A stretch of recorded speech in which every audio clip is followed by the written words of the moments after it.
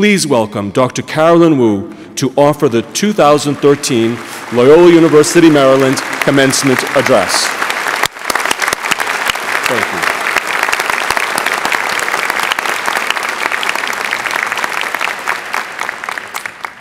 The title of my talk today is Grace in a Competitive World.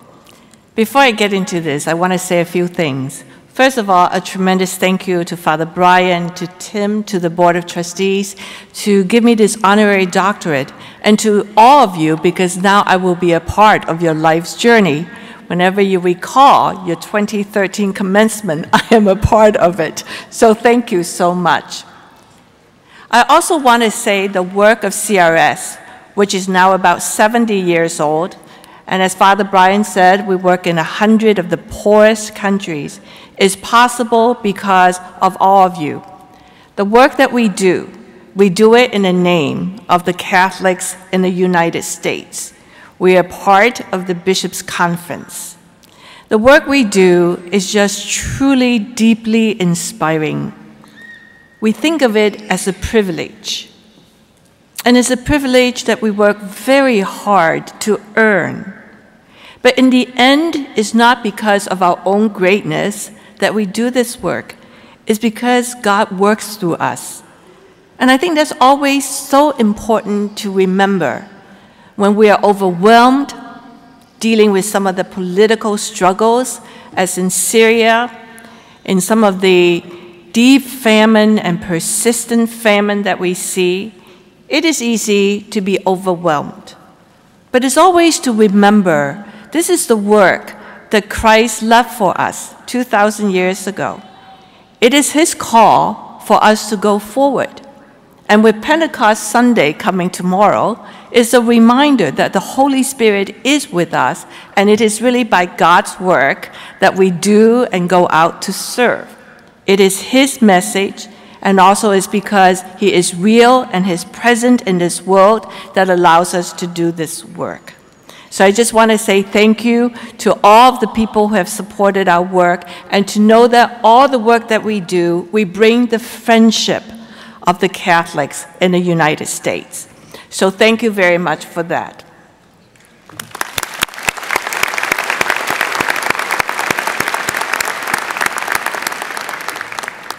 In all my years as an academic and as an academic administrator, I have never missed a commencement. It is truly one of my favorite events. It's an event where everything good converges. So much talent, so much hard work, a sense of achievement, a sense of what you can do, dreams which are formed in these last 4 years, and also all of this done because of the love which is in your lives.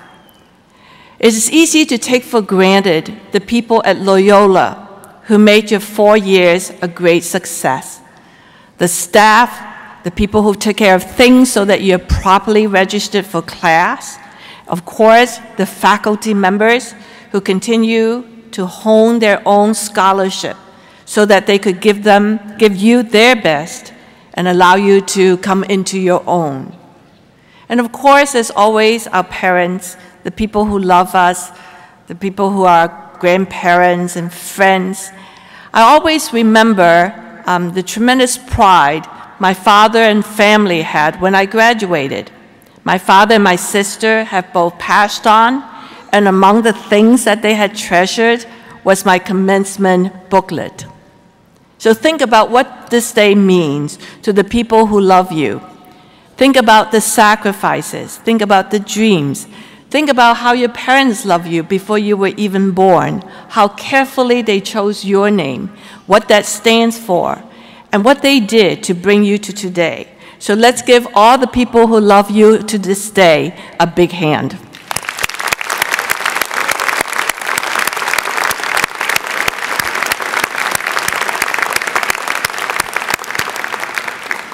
So let me cut to today's topic, grace in a competitive world. People often said that people cannot remember what they heard at their commencement speeches. So please don't forget, it's just one word, grace. We live in a highly competitive world. I'm sure as you come to this point, you have competed for many things. A place in Loyola, various scholarships, honors. Some of you have just finished competing for a place in graduate school or for a job. Even when we were very young, as kids, just in extracurricular activities, we were very aware of whether we were picked, what type of position we played, how much playing time did we have, and whether we were starters or not. So even when we were very young, there's this sense that we are always competing, and we learn to think of ourselves in relative terms. Where am I in the pecking order? I just want to say there is a proper place for competition. My oldest son was in a basketball team in high school. We got up early, and by 5:45 a.m., we were out of the door. There is a sense of discipline. There's a sense of training, of setting a goal, working hard toward that goal, and yes, along the way, you do learn something. So on a personal scale, there is a place for competition.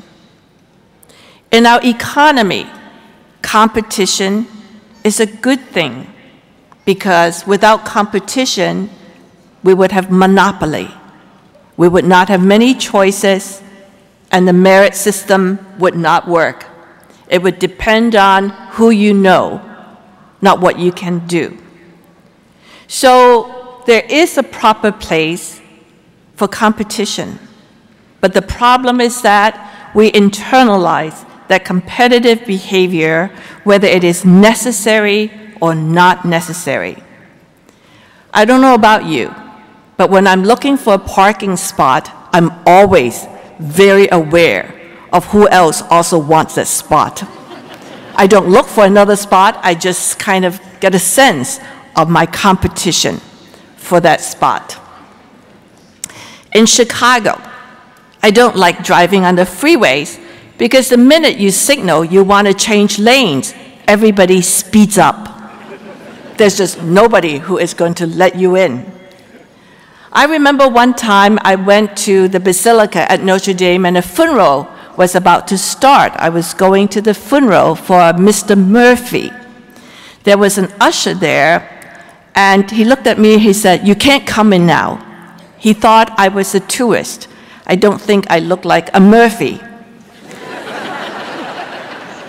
But I said to him, "I'm the dean of the business school." Now, that is a totally irrelevant reply. I just have to say I'm here for the funeral. There's just no need to pull position, right? So sometimes when we need to complain about bad service, we want to go to people's bosses. And a lot of times now we just go on the internet and we will vomit on the internet about how awful something is, right? Just absolutely no room for any type of reasoning, right? So in our political system, clearly one of our biggest issues is the deadlock that we cannot work across parties, even for the good of the country. And you know, this type of behavior causes us to lose enjoyment. Even when we win, we're always afraid of being replaced at the top. When we get a new promotion, we just inherit a tougher group of competitors. So we're always looking at what other people can take away from us, even when we are winning. And clearly, our self-worth is pinned on a lot of things which are external. Did you get an award? Did you do better than somebody else? Did you get a better job offer? Did you get a trophy? Did you get an honorary doctorate? And so on and so forth. So we don't have a good sense of ourselves if we put ourselves into that type of thinking. And also, our relationships suffer. It is hard to really look at other people in their own rights and to celebrate them if all we are thinking is that we suffer if they are better than us. So how can we really celebrate another? How can we make space for them? How can we share the credit with them? When something good happened to somebody else, we feel that we have just lost, and we just became smaller. And we know in today's world, working together is critical. Just think about the number of terms that pertain to collaboration. We have social networking, we have friending, we have virtual teams, we have global commons, we have the global village, and so on. A sense that we must work with each other, that we're in this together, and that we are mutually dependent. Training, particularly team training, is a billion-dollar industry. But all the tactics that we learn, does that really allow us to make space for others, to have a sense of bondedness to others, to have a sense of empathy? When I was graduating from Purdue University, I actually remembered very well the speaker's message.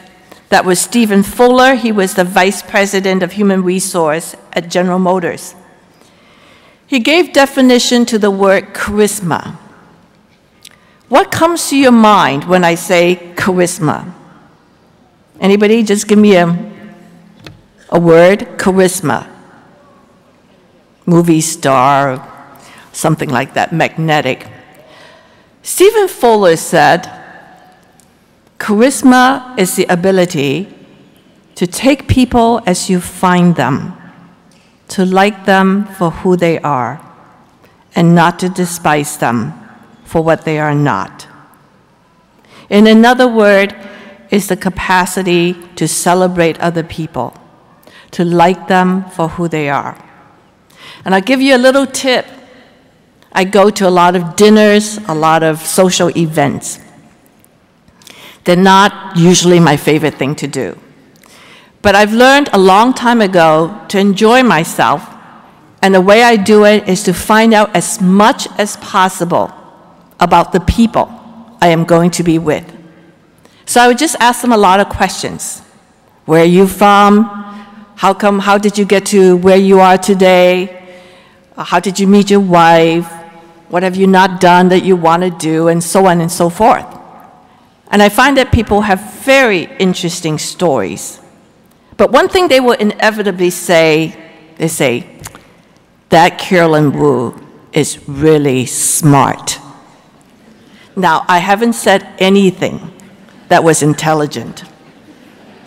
I just asked a lot of questions about them. And in the process, they feel celebrated and they cast a good feeling toward you. And that's the capacity for others. I call it grace. Grace with a small g is about compassion, empathy, consideration, hospitality, politeness, kind of the type of thing that you do that make the way easier for another person. Grace with a big G is what God gives us. When God made us in His image, when He breathed life into us, and when He loves us into life, that's what He also gave us, is that grace. Grace allows us to do at least two things. One is to look at ourselves differently, to know what our worth is, that we cannot be captured by the win-loss columns, that we should not keep a scorecard on ourselves, and that who we are is not on a relative basis. It's definitely not relative to other people. If anything, who we are is defined in our relationship to God, who gave each of you, each of us, unique gifts. As C.S. Lewis said, there is no mere mortal. Each one of us is special. And we are special because, as we are reminded by St. Catherine of Siena, that we are the hands and feet of Christ in this world. The second thing that it allows us to do is to forgive. In life, there are a lot of injuries, some of them unintended, some of them small, some of them large and intended. But grace allows us to forgive. St. Benedict, when he founded the Benedictine community, he had a rule, and that is these monks need to come together 3 times a day to say the rosary, to say the Our Father. And the reason is that he thought that they would be getting irritated with each other, working side by side, and they don't even speak. St. Teresa of Lisieux, one of her constant struggles are the little irritations she felt about the other sisters. And she had this heart of infinite patience, but she would write in her journals about her impatience and the things that irritate her about the people next to her. I remember a priest one time I heard in a homily who said, "Be kind in your disappointment." Just last week, I heard the Dalai Lama speak, and one of his books, he actually reminded us, he said, "Do not let a small injury ruin a friendship." And so all of this is about grace. You know Dorothy Day, who started the worker movement, who is in the process of being canonized, and her last piece of work that she did not finish was a book which is called All is Grace. And she defined it as all things work together for good to those who love God. The tremendous theologian Karl Rahner, in his last word, when he was actually filled with joy as he was about to depart this earth, and he uttered, "All is grace." In the New Testament, the very last line was, "May grace be with you." So grace infuses our lives. It is part of our DNA, even though we don't see it under a microscope. But it permeates nature, and it permeates people, because we are all creations of God. It is the essential currency for us to engage each other, because we're not just in a transaction, we're a family. We are on this earth together, not by chance, but by design. We are meant to be in each other's lives, to love each other, and to jointly go on a journey, which is the discovery of God. And we will see glimpses of God in each other. So as I end, I just want to say, remember that grace is there for the asking. So ask for it and act from it. It takes a minute of concentration, but it can be done. And the final thing I want to say to wish you all is a quote from Dag Hammarskjöld, the Secretary General of the United Nations in the 50s, and he said, "For all that has been, thank you. For all that is to come, yes." Congratulations, class of 2013.